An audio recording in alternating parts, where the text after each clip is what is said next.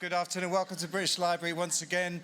My name's John, I look after the events programme here at the library. It's my absolute pleasure to have worked on the programme for this exhibition, Beyond the Bassline, 500 years of Black British music. And please do explore the exhibition sometime before it closes at the end of August, if not today.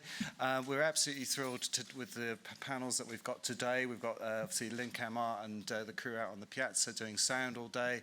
And when we started to plan this programme, although I'm a music lover, I went to the oracles of Black British music, and one of the first people we went to was the incredible Ray Paul, and with him Seani B, to curate a series of events for us, and they're producing 5. And this is going to be an absolute highlight today. Trailblazers of British Reggae, the pioneers. We've got an amazing panel for you. Producing collaboration with Ray and Seani's company, BRUKOUT. We're delighted to welcome to the stage Seani B with Daddy Ernie, Mi-Kee Koos, and on screen, my professor.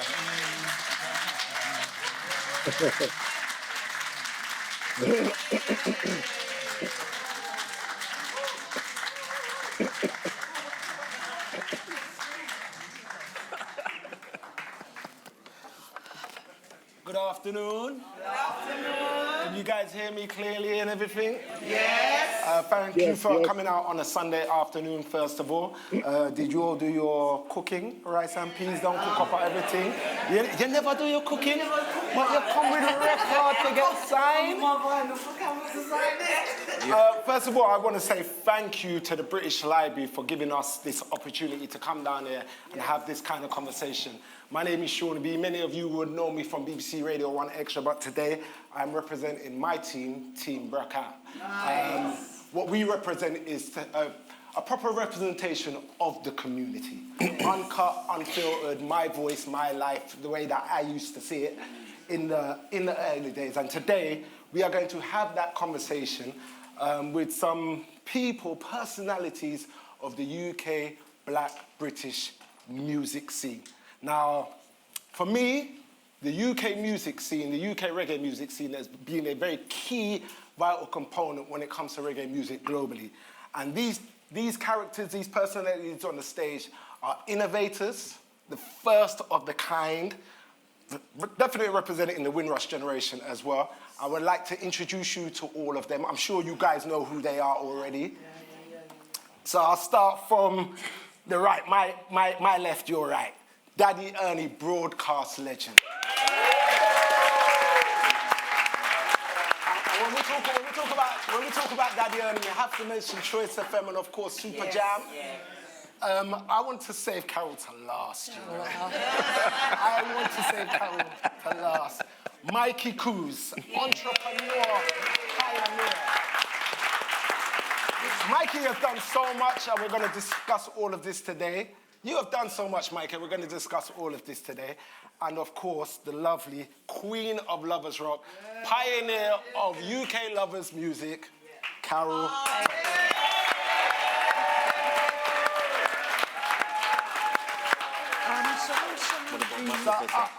Pardon me? Oh, no. Oh, blood. How can I forget? Because he's not here. You know what they say, out of sight, out of mind. Mad Professor, dub music pioneer. I'm here. Can we hear you, Mad Professor? I'm here. Don't say I'm not here, but I'm in Brazil, but I'm still here. Okay. Hello, guys. He's sorting out his electronics in Brazil somewhere. So this conversation for me is a real special one because without these guys, I don't think I'll be doing what I am doing in 2024 at all. As I said, they were the first to do it. There was no blueprint for none of you guys when it started out as reggae music in this country. Daddy Ernie, tell me about your growing up.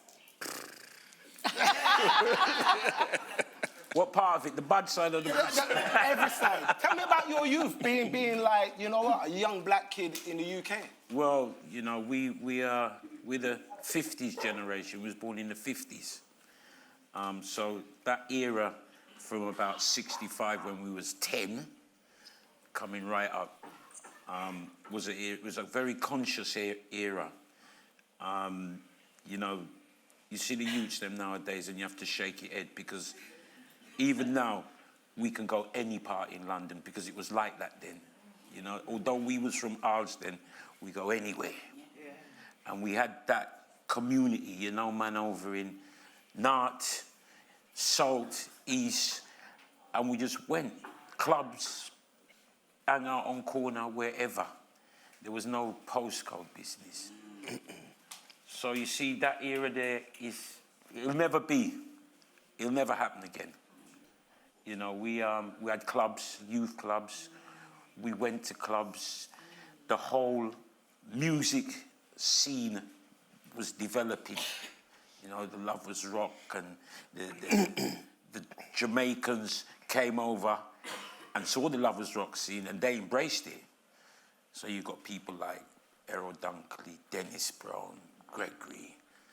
Sugar Minor. They really embraced it and took it to a level. But the UK artists, them stood strong still because they created it. They created that, you know, the iconic Carroll Thompson picture on that Mark 1 Cortina. In that fur coat. The back of Harlesden. In the back of Rockledge Avenue. Rockledge Avenue, that picture Where was was that picture taken? It wasn't actually Rockledge Avenue. It was the other side at the back of, God, I forget the name of the road, but it's not Rockledge Avenue. Rockledge Avenue was where Chips had his studio. But I took that outside one of his flats that he owned. Ooh. At the back of Harlesden. Oh. Yeah. Oh. No, Chips Richards is a whole other thing that you should talk about at some point. Because Chips was the one behind Trojan. He was the one who broke reggae music. Wow. He was the one who went to Africa and around the globe because he was a marketing genius. And so when you talk about Sonny Rollins and that whole period of time, Chips was the original marketing man. So that's a whole other story. Was the coat his idea? The coat was his girlfriend's idea. It wasn't even mine. It wasn't yours. That's why I was sitting there like that, looking like, you know. I forgot to find out that road, because I thought it was Rockledge Avenue. No, it wasn't Rockledge. I know the name of it, but it's Leghorn Road? Furnace Road? No, but it'll come back to me. This is what this conversation is going to be. This is like a sitting room conversation right now. But it wasn't my coat, but she did give it to me after, you know, eventually. Well, I should think so, the way you modelled that coat. Well, there you go. Yes, you know. Ernie mentioned a lot of names, like Sugar Minor. She was nodding. Yeah. What was your goals musically when you was growing up? I just really wanted to be a singer and a songwriter. I started writing songs from I was about 7 or 8. I used to write gospel songs because I grew up in the church. My parents were ministers, so all my songs were religious-based songs, right? And I used to go for church conventions and sing my own compositions at church conventions. So I have always written songs. I love poetry, love literature. So for me, I just always wanted to write. I started playing the piano at 7, so I was classically trained as well. So music was always what I wanted and always what I dreamt about doing. But back in the day, as Ernie said, it was difficult because there wasn't a roadmap. And the only artists that you'd see were American artists. And you see your Motown, your Philly, your 3 Degrees, your blah, blah, blah. So, mind you, you had Shirley Bassey and Joan Armatrading in. And people they were the only kind of black faces, but there wasn't an actual roadmap. So we had to just go out and find it. So for me, I wasn't even sure whether it was something that was actually possible. Let's go to Brazil. Mad Professor. Are you with us? Hello. Yes. What was your goals growing up musically, Professor? Well, you know, I really love the technical part. I really love Motown, Philadelphia, and I wanted to build a studio. I wanted to build a label that would take the local artists, the artists from London, and make good international music with them. I saw all my artists from Sgt. Pepper, Sandra Cross, Aisha, Maccabee. I saw them as taking an international part in the music business. And I wanted to run a label that would be buoyantly financially, you know, so we could reinvest in our talent, you know, because, you know, I heard the stories of rip-offs and all that, and I thought the best way we could deal with that is by doing it ourselves, you know, and that was my goal to really do. I mean, you know, I recorded Carroll, you know, we done several tracks with Carroll, and, you know, she still earned from those tracks. But I heard stories of artists who record and never to see a penny again, and, you know, and it's horrible. And I realized the only way we could change that is by being part of the whole team, you know, to make it work as a business. And that's one of the reasons why I'm in Brazil. You know, last week I was in Portugal.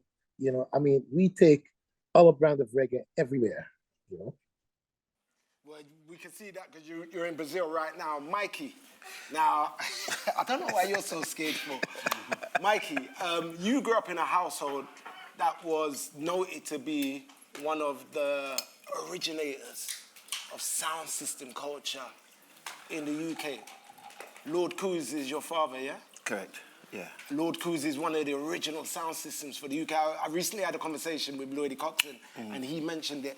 What was it like for you growing up in that household? I'm going to be honest, it was amazing. And this actual whole business, I came into this business by accident. I hated it. Didn't want to know nothing about it. I just thought that I didn't want to be like my father. Are you serious? Yeah. But it just suck you in. So what is it that you what is it that you didn't want to be like?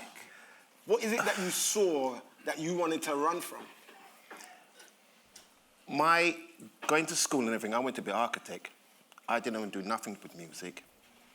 But because you got a father that drags you everywhere he goes, I'm a son this, you know. I'm a son this, you know. It just sucked me in, and I just had to fall into line. So seeing people like Dennis Brown, John Holt, Pat Kelly, you name them, Johnny Clark, come into the house, Robbie Shakespeare, Sly Dunpard, staying, you know, in the back room or the front room, because they used to come and they used to stay there, you know. And you know when you're growing up, you have to call them, yes, Uncle Robbie, yes, Uncle Robbie, you know. And that's it, you know, we had people like Bunny Lee, the producer. So it was really, I just thought that after I understood the business, I realized to myself, I'm honored to be in this business. What was the change for you then? What was that big break for you? I think it was when my dad started to produce records. He moved from sound system to producing records. So he formed his label around about 74, 75. And I used to remember him putting the records, Dennis Brown records, in the car, sending the driver to Birmingham, Manchester. And I used to see these records selling, and I said, I could do that. Was it the money that was a draw for you? No, I think in this business, if you don't get lucky, you won't reap a lot from it, because in this business, you do it because you love it. And I started to do it because I loved it in the end. And that was it. You know, when I was growing up, and I'm seeing people like Carroll Thompson, Janet Kay, as local artists, Daddy Ernie, I used to listen to him on the radio. I said, I could do that. But I knew him when he was a youth at number 7 Fortune Gate Road. Oh, I remember him running up and down his dad's stairs, because his dad was a very serious guy. You tell me about your break into the industry. My break? Yeah. What was your, because he's chatting about you at the radio studio. Yeah, but we came from the sound system era, because when we was youths, every youth had a sound. Yeah. You know what I mean? In Alston, most of them youths there had a sound. So, you know, we came from that era. We used to have our particular sound. Obviously, his dad's sound was his sound. You know, Lord Koos, he used to follow Lord Koos, but I used to follow Trojan sound, which was part of Trojan Records. That was their sound. One of our big competitors. Yeah. We used to beat them up regular. Oh, yeah. And they used to play at Burton's, a club called Burton's up in Crickwood, every Friday night. And we used to follow that sound relentlessly. And I thought, yeah, man, I need to have a sound. So me and my brethren, we got this sound. President Downbeat was our first sound. Can you remember your first piece of equipment? Because we got big sound systems outside. What was your first pieces of equipment? How did you get your first piece of equipment? My first piece of equipment was an HMV record player. I would string up 2 bucks. 2 little boxes. My uncle was having a party, and I was about 12, 13. And somehow I ended up playing at this party with this HMV thing and 2 little boxes, not much bigger than that. And it was just from there. You worked it out somehow. Yeah, and from there we just rolled on. Let me tell you, when my father immigrated to America and sold the sound, which I was very upset about at the time, this man here gave me my first equipment to go and play as Lord Koos. He gave me his double turntables. Yeah. This man here. I said, Ernie, I want to do it. Go back a long way. We go back a long way from he was a little youth. Round, because 7 Fortune Gate Road, if you're in Alston and you can't go 7 Fortune Gate Road, you're not in Alston. And that's your address, yeah? That's my address. Was that like a hub? Was that like the youth centre? Headquarters, just the headquarters of the business. Headquarters, everything. And Trojan was round the corner. Round the corner. Trojan Records was just down the road. Yeah. Where you see Brent Magistrate Court, that became Trojan Records. That was Trojan Records before.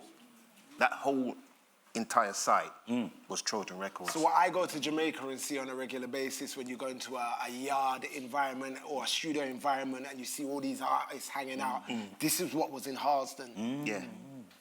Wow. The house was always full. My mum was always... She eventually loved it because she just cooked food for everybody, you know. But she was the head chef there. Wow. Is that not the essence of our community, you know? Yeah. People always talk about the culture, but I like to more talk about the community. Yeah, and the community doesn't really exclude any color, race, or anything like that. It's a way of thinking. And what you just mentioned there, mummy cooking up food for everybody. I literally just come from Harrow Road, and I was with Ray Paul's family, and I get a plate, a bowl of soup, you know what I'm saying? But this is what our community was all about, helping each other. It was absolutely beautiful because, I mean, even UK artists, we had people like Mutumbi, Webby J, Dennis Bravo, coming around, you know, bringing their music, saying to my dad, could you play this on the sound? Because those days, we really didn't have a radio station. It was the sound systems. And that's how we used to promote the music, you know. And when I speak to Uncle Desmond, which was part of Trojan Records, he used to say, Mikey, when we came to this country, we had to ride a bicycle to sell the records. That's what he told me. I've heard the stories about people stealing speakers from schools and youth clubs. Not me. I've seen it on Babylon. And I'm going to want us to talk about Babylon in a second. But Mad Professor, do you remember your first piece of equipment, sir? They're talking about sound system equipment and you're a studio man. What was your first piece of equipment? Well, I wanted to build a studio. And the first thing I wanted to do was build a mixing desk. So luckily, I taught myself electronics. And I put together a 4-channel mixer based on a Songcraft design. Then I got a job at Songcraft fixing mixing desks. So I was impressed when I went to Gooseberry Studios and I saw Dennis Bovell operating a Songcraft desk. And from then I thought I wanted to be like that. And I put together this desk and a reverb unit and put it in my front room and decide I will call some musicians to lay down tracks. And I called like a bass player, preacher, I called Norman Collins, I called Angus Gale, and we started to run bass and drum in my house on my homemade 4-track mixing desk. And that was like 1979. And you know, it was almost a joke because people would come in and see the wires and think it's not possible to make music with such equipment. But you know, I mean, those tracks were really very special because compared to what you get now recording with a computer, they had a vibe. They had, I don't know, they had a soul to them, you know? And yeah, my first bit of equipment was very, very special. Very good. I use the word innovators a hell of a lot. There's a company called Pioneer. And if you use Pioneer equipment right now, we have filters, sound effects. Are you guys the first to introduce all of this to the music? The filters, the taking out the bass and all that kind of stuff? Yeah, I'd say so. Yeah, I'd say so. Humbly, I asked the question. The thing is, you never had. The only white sound system that I knew, and it wasn't his system, it was Emperor Roscoe. Right. He used to use orange equipment, which he was like the pioneer for orange. He used to use orange equipment. And they never knew nothing about taking out bass, like some shaka thing. They just used to go, yeah, and play the music. But our man them now, like his dad and people like that, you had Mr. Errol, he was a builder amplifier them. 2 Errols, isn't it? Yeah, and what's his name down Paddington? With the African guy used to build amplifiers down in Paddington. Mr. Eddie. Yeah, Mr. Eddie. And them man now, they were the pioneers. They experiment with taking out bass. A man comes and say, listen, I hear Coxon last night and he took out his bass. You have to build that for me. And it just went from there. So they were pioneers in that field, definitely. They were before us, definitely. They, I mean, like Suckle and from, what's the club called? People's Club. People's Club. They were the innovators before us. They taught us what we knew because we looked at them in amazement and we're saying, wow, you know. Yeah. I remember you just spoke about a white sound, but, you know, remember Jatobi's? Yeah. You know? But he was later, though. Later. But he was still there. The Shelley. Count Shelley. You know? Yeah. Admiral Ken. Yes. Yeah. We've got contributors from the audience. I love that. Admiral Ken was the first black man who put on a show in Hammersmith Palais. God's man. And then he had the club down. Then he had the club. What was Chimes, and then he had the bouncing ball. Then he went into the West End. Yeah. This is all over my head. I'm turning 50 this year. That's way over my head. Carol, yes. All of this sounds very like male heavy led. What was the involvement of the ladies at this time? Well, all the females that I knew, they were mostly singing and writing their songs. I didn't know many females involved in sound systems at that time. There were some good selectors, but it was very male-dominated. So the females weren't really invited and didn't really feel comfortable, but they were out there. But in terms of singing, in the studio, that was ours. You guys run that, yeah? Yeah, the females ran it. You know, especially in the UK for lovers rock and reggae music. There were a few doing roots, but majority of the singers that wanted to sing were doing sweet lovers rock and romantic songs, and because a lot of us were influenced by Motown, Philly, and Stax, and you know we were kind of your people like Minnie Riperton and you know people, all those singers that you would see on the TV were the singers that we were listening to because they didn't have a real soul scene, a UK soul scene here. So we all had a chance to go in the studio and sing like soul singers over beautiful reggae music. And that's what we did. Can I ask a question? Growing up, Carol, would you say that the other female singers around your time were your competitors, or was it just all hug and kisses?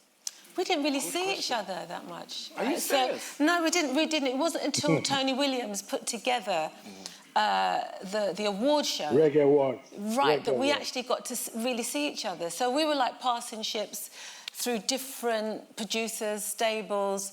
So it's not until, I mean, now it's beautiful because, we have a sisterhood. But back in the day, unless you were all kind of at one label and you might see each other, I didn't have any other females on my label. So you chose a track. We've asked each of you to choose a track that we're going to play today. You've chosen a track, and your track is from... It's for Louisa Marks, Caught You in a Lie. Right, now Louisa Marks, I do know Louisa. Right. Yeah. She lived in his area. Yeah. I know Miss Marks, I know her mum, I know the whole family. Like, leave me alone, please. Like, I used to come off of the bus and walk past their house all the time. Yeah. Number 7.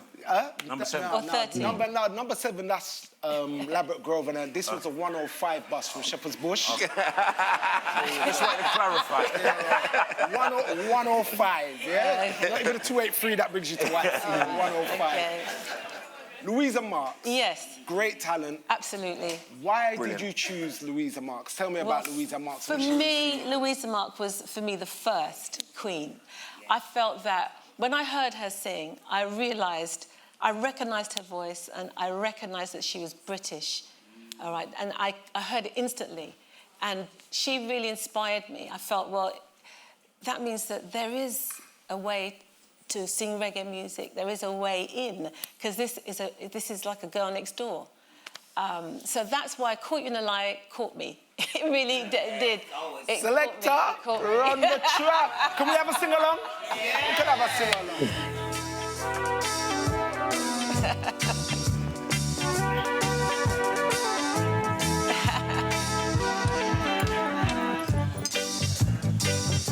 We need a sound system in here. Like what they got outside.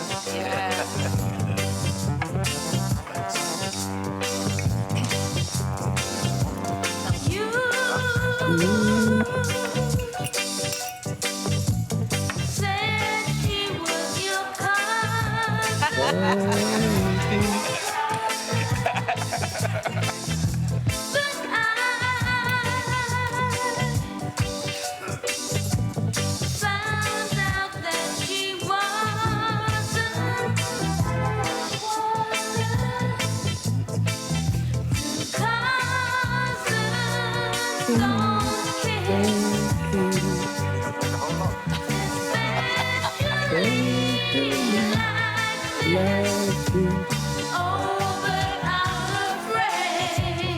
You lot doing harmonies, Carol's doing lead.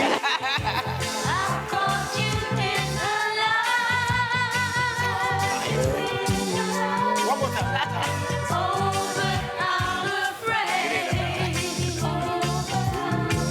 Carol. Beautiful.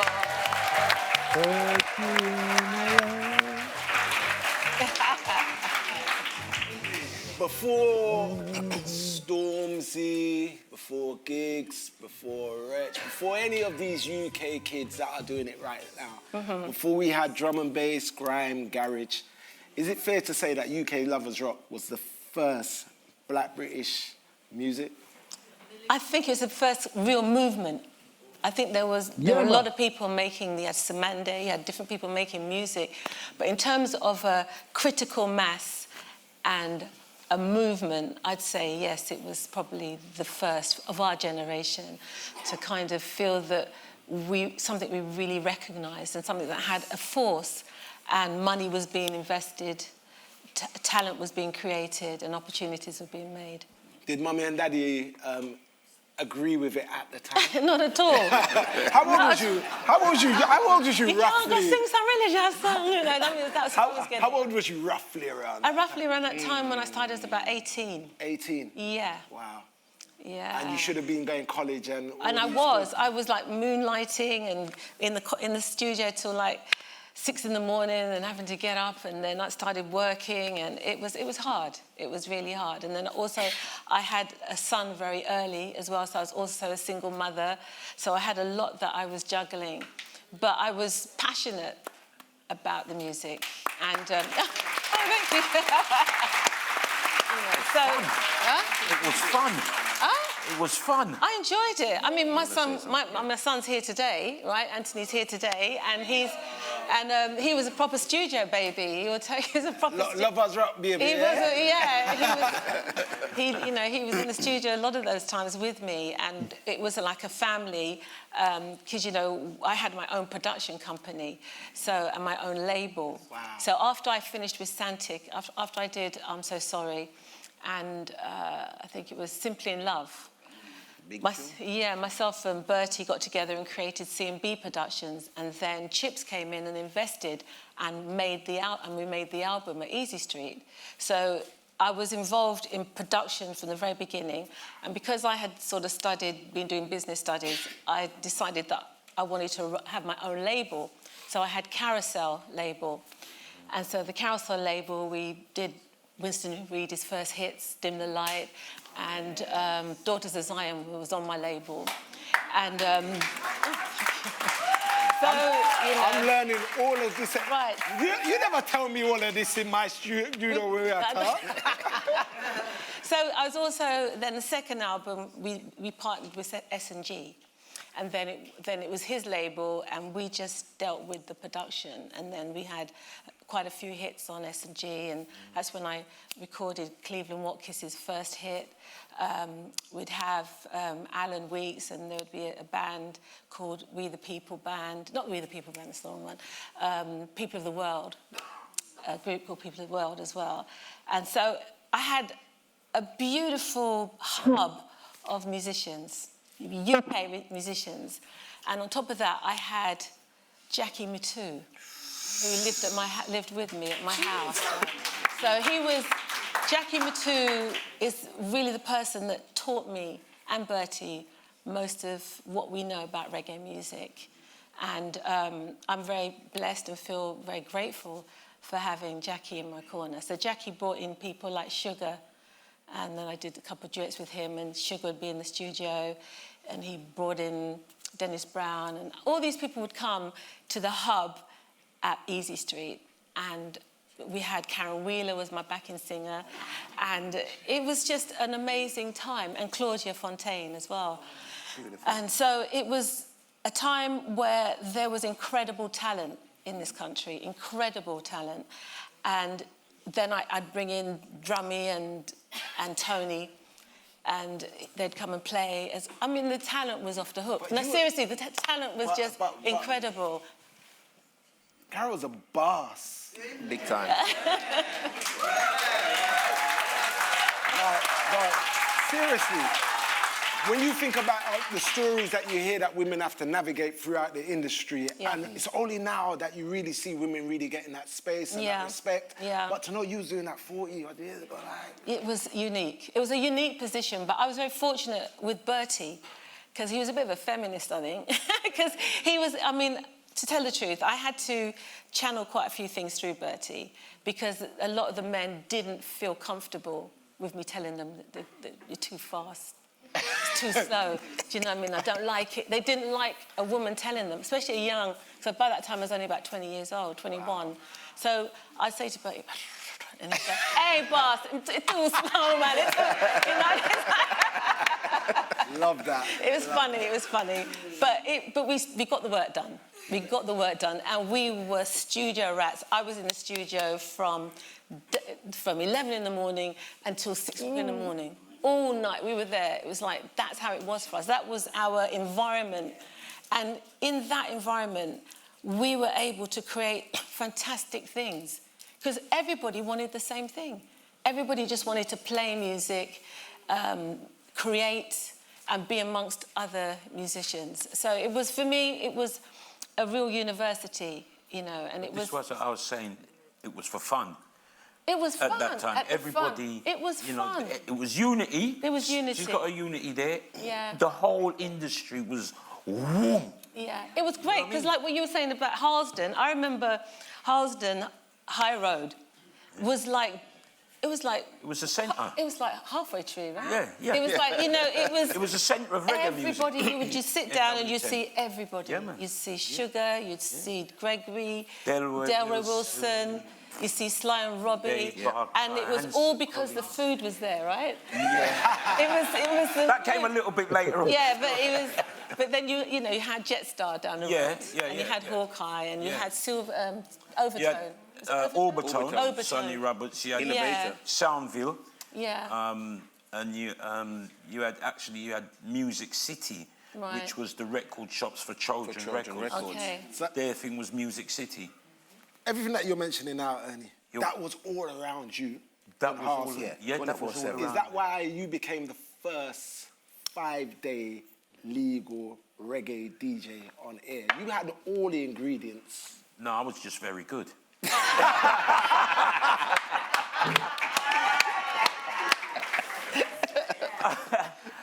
You know, yeah, I was very fortunate in that, like I say, we grew up through that era, and my old man had a sound system we knew. You know, if you listen on Sundays on Vibes, you know, I played Toots and all them people. Those things there was played in the yard, right? And then, of course, I'll never forget Hawkeye Records. You know, Roy Forbes Allen was really my mentor, because he used to bring in 7-inch singles. He was the main, all these dub vendors and Greensleeves and all them people there, he was the main man who supplied them with those 7-inch singles. Right? He used to wait outside his house. Yes, we used to live in Line up. Wood Lane, not far from you. Yeah. Wood Lane, and the plane used to come in. I don't want to say too much. It was him and but it was Roy Orkai and also Sir Jessus. Because remember, Sir Jessus used to work for BA. Yeah, but and every minute he's back and forward. Yes, but he was on a lower level. When Orkai, because Gussie Clark gave Orkai, he supplied Jamaica. He was the link in Jamaica who sent the tunes them. Yeah. So when that plane came in on Thursday, we was at the airport, right? $15 a record, 7-inch, you know. Them times their records were selling, man. You know what I mean? Proper selling. Yeah, there were. Yeah. And we used to go down his house, and it was like a queue. Dub vendor, green sleeves. So the record shops would go To the yard. This is why I used to buy records at Dub Vendor on a Thursday. Yeah. Leave from school, go Dub Vendor. So this is where it came from. Dub Vendor was one of our biggest customers. John never used to play. He used to come and buy tunes, right? Because it's 2 shops, isn't it? Yeah. The second one, he used to be in the market first, up in Clapham. And, you know, so we used to get a lot of the tunes them first. We was there. Plus, we had the schooling from Lord Koos and Trojan and all that. So it was there. And then Tim Westwood. Yeah, you can say that, but whatever he done, that's his business. I'm not responsible, but I'll always give him credit, because he was the one who took me to LWR Radio, right? That was a pop station, and he said, that time me and him was all right. He said, oh, you got to come over here and play some reggae music and that. And he introduced me to Zach, who run LWR. And that's how we got in. We had the reggae squad, me, Zach, and Fuzzy D. Fuzzy D and Zach were brothers. We had the reggae squad. And from there, the radio just went, whew. How many years did you do Choice FM for? How many years? 20. 20 years. I'm still broke. Still broke. Because, you know... Yeah, but you guys for the love, though. invest, It's for the love. innit? Yeah. Even now, I always say to people, they say, oh, weird. I said, here what happened. I was fortunate when it was growing and I made some money, right? Now, it's for love. I still make a bit of money, but, you know, but we do it for love. How important was Super Jam to the British reggae scene? It was very important because it was on 5 days a week. All of a sudden, we had a 5-day-a-week station with somebody who knew what they were doing. Yeah. You know what I mean? Because it's more... People say, how come you play the same records all the time? That's how you make hit tunes. You can't play a record once, not unless it's like a Berry Salmon and it's wicked. I remember one night we played Over You, a Friday night, brand new, Over You, bum, on Choice. You see, the next morning, every record shop in London was selling like 500 for the whole day. Every shop, and there was a lot of shops then. Yeah. Greensleeves couldn't press it quick enough. It was great when Ernie came in, because before then, all we had to do, like every Sunday, just turn your radio on to Tony Williams or Roddy Gunham, and that's all we had. But when Ernie came, 5 days a week... Is that all we had, though? Because the Pirates were there as well, though. Yeah, but And they did a they done what they were exceptional doing. job. Yeah. You should know that, Mi-Kee. You know, it was Yeah, but I beautiful. don't think- well, no, but you see, when you got something official. Sorry? Alex Pascoe. There you go. Yeah, but Alex Pascal wasn't a reggae DJ per se. He was more taught. Yeah, but Steve Bernard was before. He was before. We're talking about our era. We're talking about our era. Where a man said, "Well, I see you only done ours then the other day." That's very important because you could connect In the streets. In the streets, you could connect. But can I just say something before it goes too far and I forget? When Carol said she didn't know any female sound owners, I couldn't come up here and not mention them because there was Miss Olive Right. from Paddington Terror, Terror. and there was V Rocket from Nottingham. Right. They're the first female. Unfortunately, Wow. Lady V couldn't be here today as well. Sister Culture. Yeah. Yeah. What about You see how the women they might Sound defend their corner Sound, now. Sound system. hold on. There's a difference being a DJ and there's a difference owning a sound system. Before fight broke in, yeah.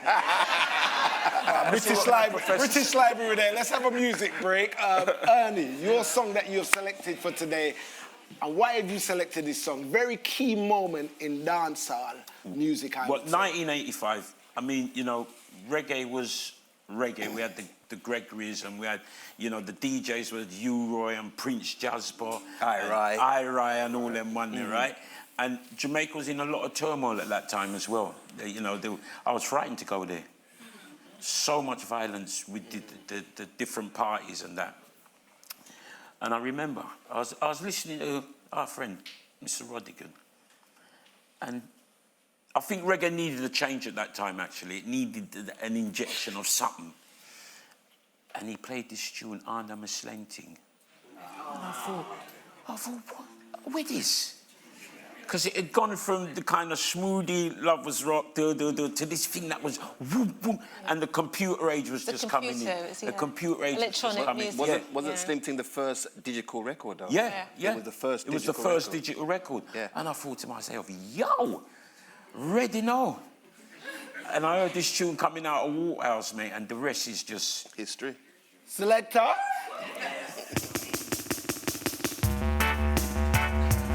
Way in my brain, it's way in my brain, it's way in my brain. Well, now, under my slang, tell me, under my slang, under my slang, tell me, under me, under my slang, tell me, under my slang, under my slang, tell me, under me, way in my brain, no cocaine. I don't wanna go insane. Way in my brain, no cocaine. I don't wanna go insane. Under my slang, tell me, under my slang, under my slang, I'm quite surprised. I'm quite surprised that you selected this song, Ernie. You're a lovers rock man, still in a... My wife said that to me. She said, I'm surprised you chose that song. But at the time, it was just something new. It was just different. Yeah. You know what I mean? And it was always youths. The next day, Mum was on the road going, did you hear that tune? Under my slang ting.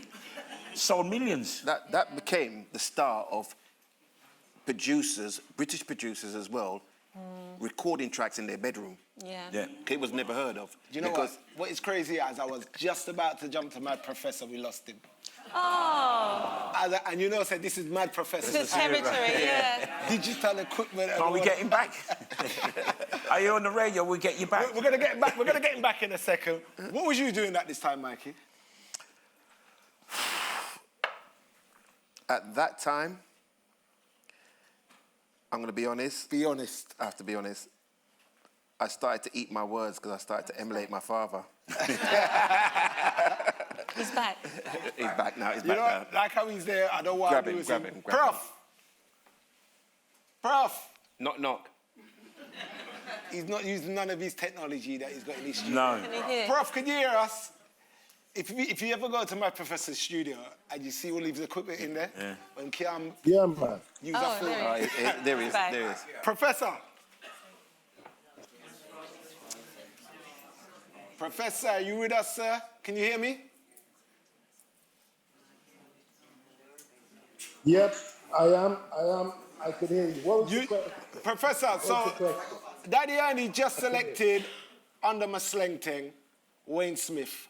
As a man that is Yeah. Mr. Digital, Mr. Echoes, Reverbs, how did that song affect you as a producer, as an engineer, as a dub scientist?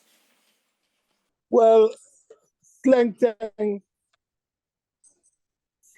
came out around 85, right? And it was at that period that we started to make hits, because after not being played by Rodigan or even, well, Ernie wasn't on the radio then, but after not being played by the mainstream DJs, they didn't rate us. Suddenly, by tweaking up the studio and finding the right artists, developing the artists, we started to make hits. So we started to make songs like Country Living, Sandra Cross, Got to Find a Way, Lorna G, If I Love You, Sister Audrey. And everyone who thought Ariwa couldn't make records, they had to shut up, because we turned it over. So Slang Tang was just like a sidetrack, because it wasn't where we were at. We wanted to make either good love songs or music with a message. You know, we weren't into the gimmickry. And to me, Slang Tang was a gimmickry. You know, also, we wanted to make music that we could, you know, we weren't ashamed of making money, that we could make some money and reinvest in the business. And I think that's one of the reasons why we're still in business, because we didn't really want to go down the road like everyone else and look good. You know, we want it to be good. That's important for us as Black people, to make music that make money and stop creating, you know, like white privileged people within Black music. It don't make sense, you know?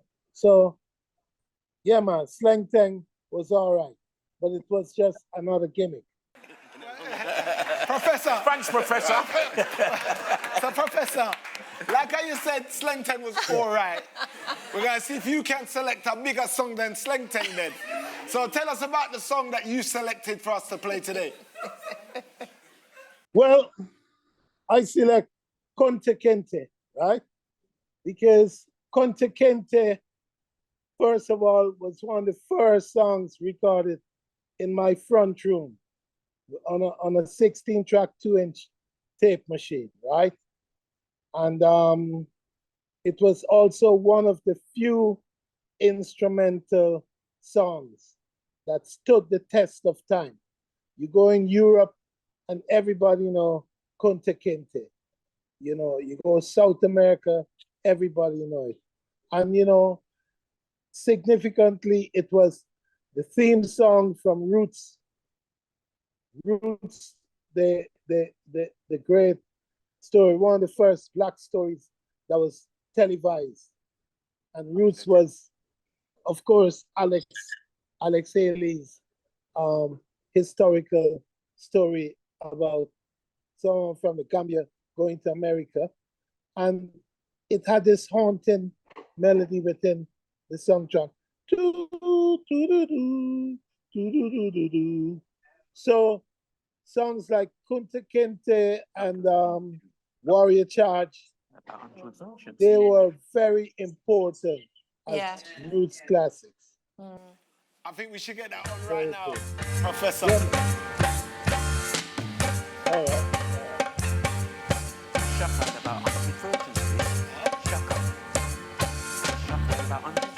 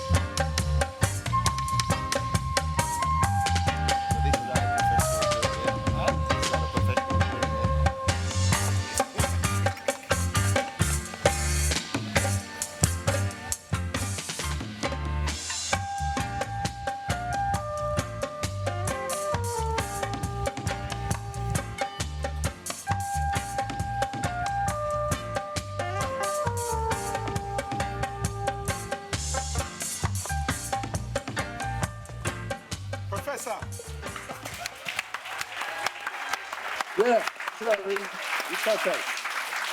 Professor, it's Kunte Kinte. You mentioned Gambia Yeah. as well.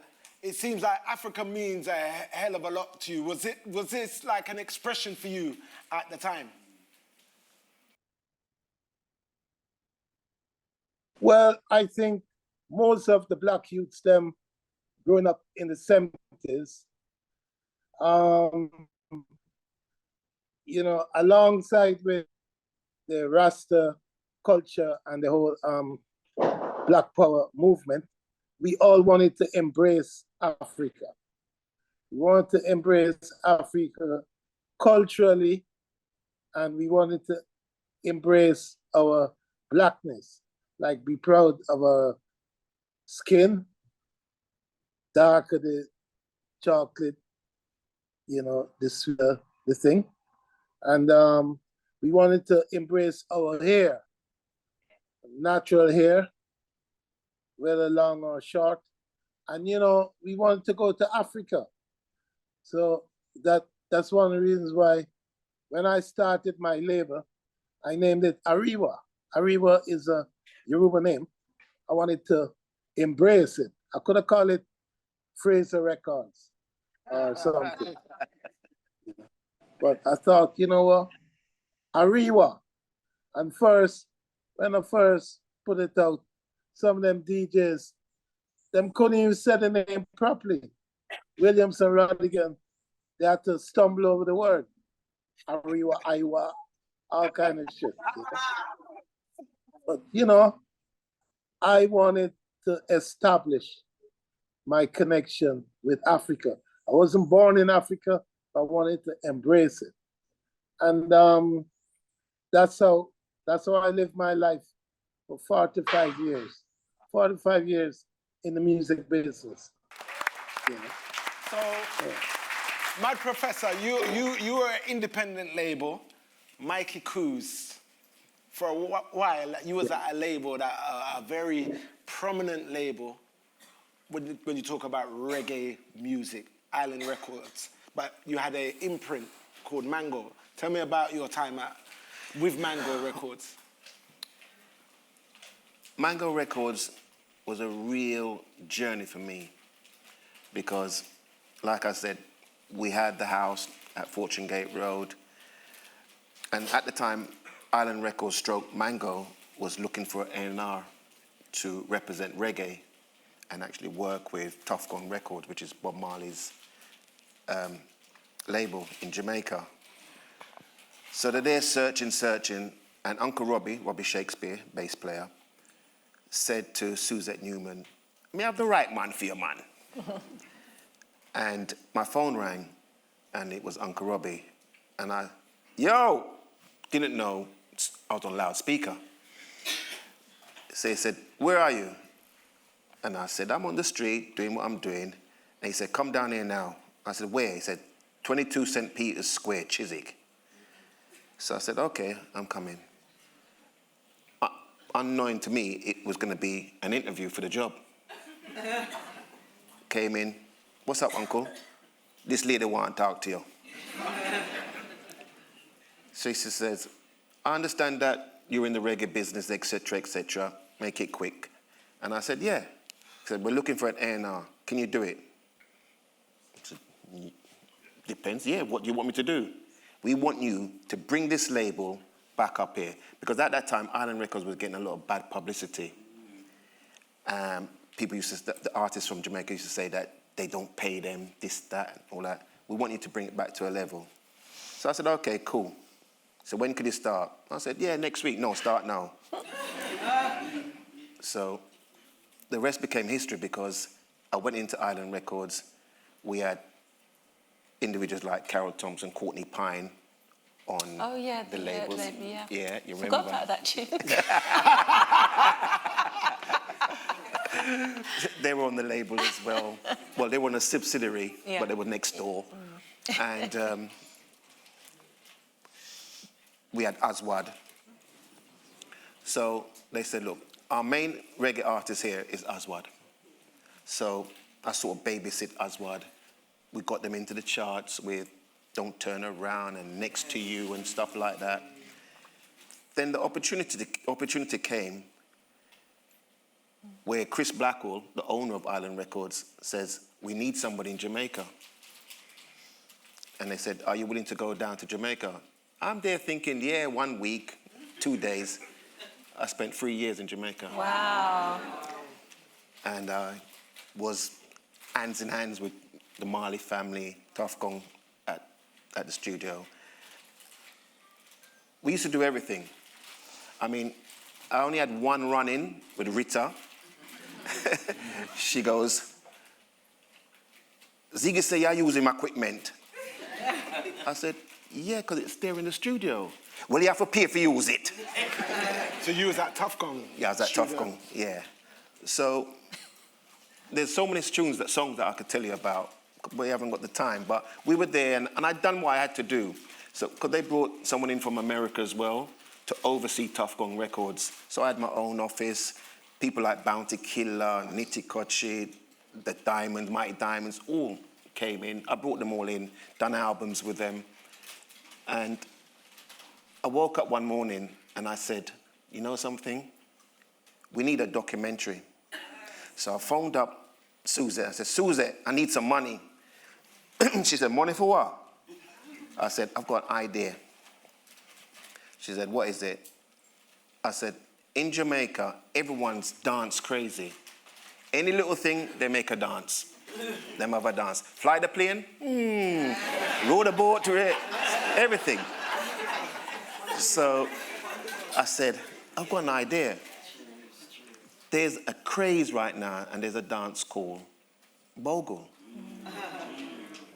Can I have the permission to go to Donovan Jermaine, get Buju Banton to record this track? So long as it doesn't cost too much.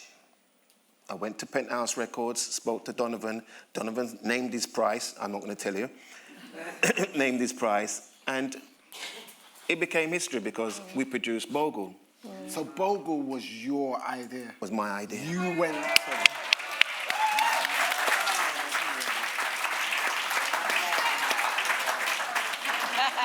Yeah. So we done the song and we released it in Jamaica, only on 7-inch. The white? The little white label. So we're holding it. Yeah, we're shipping Very it to smart, England. Very smart move. I thought it come from yard. I bought a 7-inch. Yeah. No, it did. We pressed it at Tough Gong Records because Tough Gong Records is one of the first pressing plants in Jamaica. It used to be called Federal Music before for Edward Seago. So then when Bob took it over and everything, it became Tough Gong, and that's where we pressed it, and we sent thousands of that record into the country. And I said to Suzette, I think we need to have a video because it would just go hand in hand. And when I told her how much I wanted to do the video, she said, no. So she didn't commission it. So we done a little cheap thing for ourselves, and we put it out there because there was a chap in Jamaica, a well-known, he was a dancer, and they used to call him Bogle as well. And it all just fell in place, and the rest was history. Fantastic. Oh, not there. Love it. New style, and style can't spoil. All girls them jump and shock out for a while. Watch this. Oh, not there. You hear new style, you dance and lick. In your hand in the ear, then you rock, then you dip. Move to the drum and make your body kick. Step forward and come up back quick. That's all the new style where the whole place I do. Rap bogle dance, some music sweet you. Bogle around the place night and day. So just rap bogle dance, some of your tune a play. I must sing on it that after no so bogle stay. She can't do it good, but she a rock same way. For real, me love how the girl them do it. Rock so, dip so, look at them look sweet. Trust me, I love stand up and see. Uptown, downtown, I rock to the beat. Jeremy and I try about him already. He made a mix stumpy, teaching me step all way. One dance stiff like piece of wood. Never idiot, I can do more good. You hear new style, you dance a lick. Then you hand in the ear, then you rock, then you dip. Move to the jump and... Well done, Mi-Kee. One of the reasons why I love doing what I do is hearing stories like that. Because when you hear stories like that and you hear those tracks now have an extra life. Yes. Because it's like they come to life in front of you. You're never going to hear Bogle again and not think of Mi-Kee. Yeah, that's true. 100%. All right, so we have got 15 minutes left to go, and I can chat with these guys all day long. But I want to give you the opportunity, if you've got some questions. I see a young lady at the back with a white hat on, isn't that? Pink or different from Professor? Fluffy though. We got a mic over there. I'm quite loud. What's your name? Nala. Big up yourself, Nala. Thank you, Nala. thank you. Who's your Firstly, question big up into? everyone on the stage, firstly. I literally called my dad being like, come here now, run here, you're going to be so happy to be here. Do you feel like there's something your generation can do to help our generation keep this movement going? Because I feel like it's dying out. And in terms of like the record labels, I know a lot of shops have closed, Harzen has changed. Like what can you do or we do to keep your sound system and that energy and that type of music flowing? Wow. That's a difficult question. It's very difficult because it is a whole different landscape now, as you know, right? And it's all in compartments, and everybody is a label, and everybody's independent, and so I think as I say, it's just different. I think you just have to be creative and just keep your music going. I mean, as Ernie said at the very beginning, community is different now. It's not how it was when we first started. We were just moving as a pack. Yeah. Whereas now, as I said, it's an individual process. Well, how did you become a pack? Like, we want that, yes. But we don't know how to do it. Like, so what were the steps? So obviously you said you went around females, but eventually you were. Like, what lessons did you guys learn along the way to keep that environment? Obviously you said food, but what else can we do to ensure the community is still there? I think you have to support each other. I think when you have your shows, when you do your things, you have to support each other in a genuine way, right? And you have to show up. If you don't show up, then you don't have a critical mass. And then you're always going to be in your little corner in your bedroom doing your thing on Spotify, right? So... Not getting no money. You know, not making money, just making money for Spotify. So, you can't beat live music. You know, go out, support. When you see somebody that looks like your age group, your peer group, go and support them and be part of their journey. And then when you do your thing, they'll be part of your journey, right? So that's the only thing I can say straight away, off the top of my head. Yeah. We have a question at the front here. Well, it's a question and an answer, really, to what that young lady was saying. What I think was really pioneering about us and our generation was we used to go and string up boxes in flats, in open spaces, and we would hold a dance. You done that? You done that? Yes. Okay. I used to go to bouncing ball and all those things. Okay. We didn't know what we were doing then, did we, Carol? No. We didn't know what we were doing, but we were inspirational. Nobody provided us with a space, so we created them. We opened clubs. We had people like Admiral Ken who brought artists over so that we could be in a space where you could listen to Johnny Clark and Dennis Brown and all those people. There was nobody doing that for us. We did it ourselves. And we put it, it's all nice now, but we put up with a lot of harassment. And I have to mention Shaka, because Shaka, when I used to go to a Shaka dance, we would be one of 2 or 3 girls there. It was a male event. But Shaka took care of us.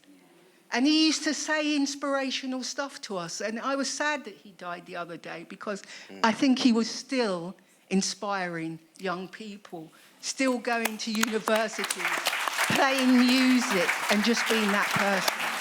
Thank you. Can we get a mic to this gentleman right here in the middle? Thinking about diversity here, we've had 2 females. Don't feel left out. Well, just like to say thank you very much for the panel. Absolutely amazing. My name's TJ Hooker. I actually went to work for Avid for 6 years. part of M-Audio and Pro Tools. So it's very interesting hearing how you guys started it to what these guys now do as a multi-million pound business. One of my questions is, how do you feel about remixing of the tunes from then to now? If you can answer that question first, then. I think if we let's go to Mad Professor for that. I think that's a question for you. Did you hear that question, Mad Professor? Yeah, man. How do we feel about remixing? Well, you know, a remix usually could give a new life to an old track, you know? And remixes are good. Remix is different from re-recording, because remix, you would take a strong element from the original track, take the vocal, and you'd build new rhythms around it. And these days, you've got some fantastic machines. You got machines that could isolate the vocals, machines that could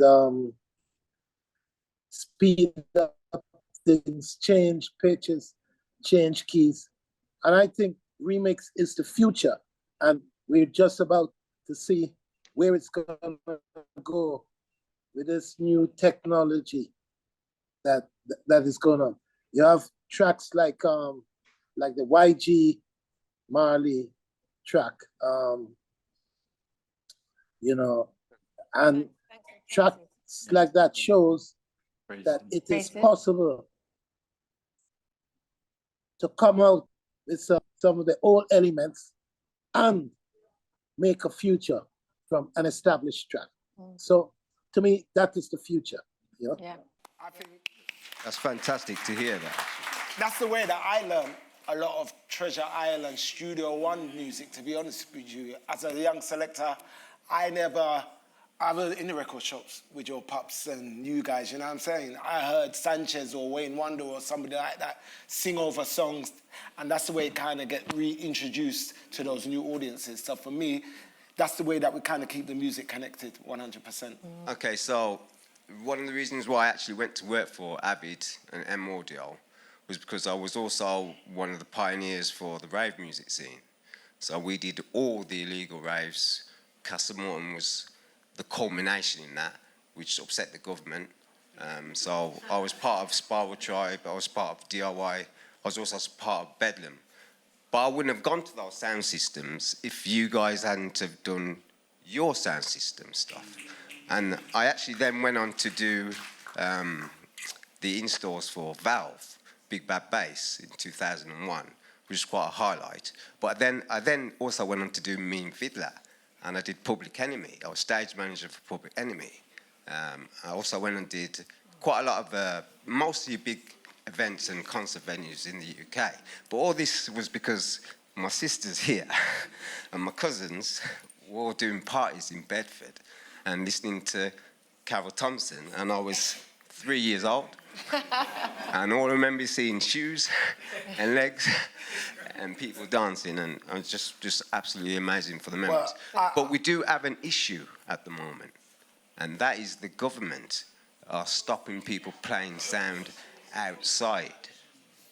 It's a major bugbear now that they have passed laws that are actually, what's the word that I'm looking for?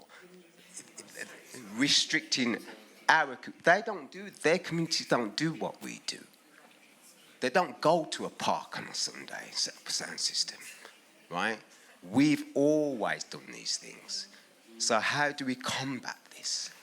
Do you know what? That was a golden time, to be honest with you. Yeah, I think where we are now, we got festivals, we got sound systems in festivals.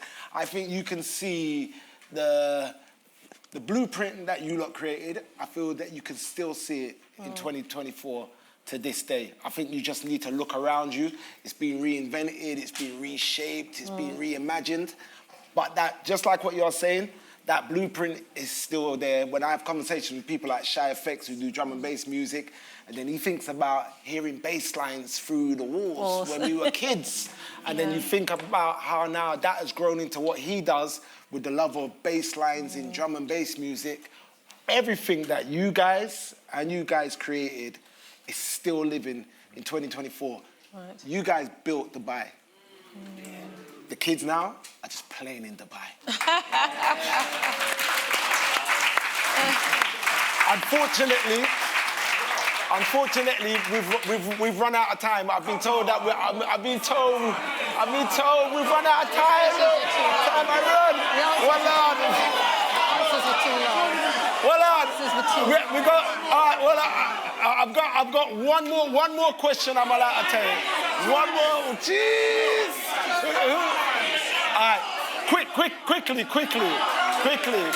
All right. Whoa. Quickly. Keep it short, please. Listen, that's wicked. You come from Bedford, you said? Bedford. I'm from Bedford. Yeah, cultural roots from Bedford.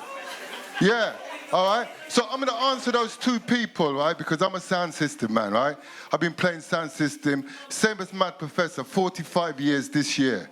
September the 10th, 1979, I started playing sound system, right? And also what we have done in Bedford, we've got a sound system museum showing sound system memorabilia. So that's what we're doing to keep up the culture. Yeah, it's as simple as that. So it's a matter of keeping up the culture all the time. Keep playing the sound system. There are venues. Look for the venues and go to the venues. Book them, play the sound system. I'm 61 now, I'm still playing sound system. I'm still lifting the boxes. 1 second, Seani B. I want to ask one question to Carroll Thompson. Yeah? And the question is, Jean Adibambo, yes. Wicked singer. Could you tell us a little bit about Jean Adibambo? Because she broke my heart when she passed away. Yeah. She's born the same day as me. I'm 1963, the 1st of July. She's 1962, the 1st of July. So please, can you tell me a little bit about Jean Adibambo? Because she broke my heart when she passed away. Jean Adibambo. Thank you. Jean was... Thank you, everybody. Check out the museum in Bedford. Yeah. All right? That's why we get time. Oh, all right, so we've run out of time, but very briefly... You run out of time, you have to laugh. Please. Come on, man. All right, let's just keep it calm. All right, let's just keep it calm. Jean was...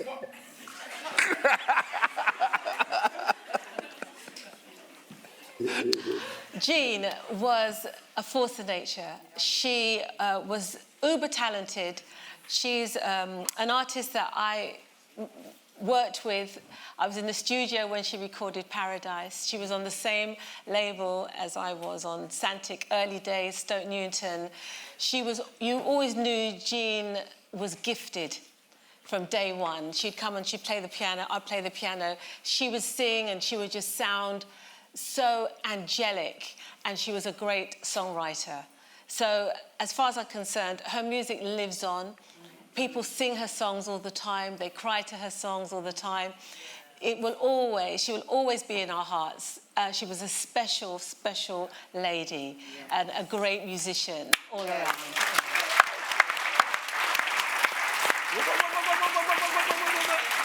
People, I need you to take a look to the side over there. They are the defenders of time over there. Unfortunately, I can't. Genuinely, because we have another panel afterwards. What I love is the enthusiasm and passion, but we do have rules that we have to abide by. So I just want to say thank you to my esteemed panel, Daddy Ernie, Carroll Thompson, Mad Professor, Mi-Kee Koos. Thank you. First, can I also just say thank you to the British Library, because without them, we won't get the opportunity to do this. Please spread the word that the exhibition is running until the 26th of August. It's so important that we, our community, get in there. Because if the numbers are not up, they will not do it again. The little money with them have, they will not spend it again, because you've got to show bums on seats. So please do me a favor and spread the word about the Beyond the Bassline exhibition. Thank you very much. My name is Seani B from BRUKOUT. Give thanks.